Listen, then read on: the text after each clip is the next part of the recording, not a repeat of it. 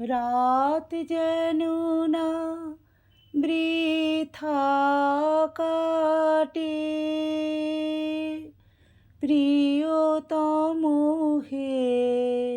এইরকম পাশাপাশি বাড়ি থেকে যদি পিঠের আনাগোনা হয়, তাহলে কি করে বলি বলো তো প্রিয়তম, আমার রাতটা বৃথা কাটছে?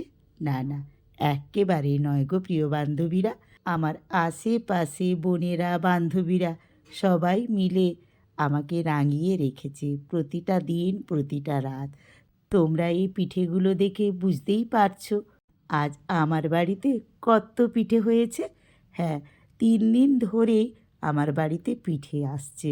তো বন্ধুরা, আমি ঘাটাল থেকে তোমাদের সবার প্রিয় হাসি খুশি মিঠু দি আমার একাকিত্বকে 2 আঙুলে তুড়ি মেরে পিঠের পসরা নিয়ে সবাইকে জানালাম শুভরাত্রি।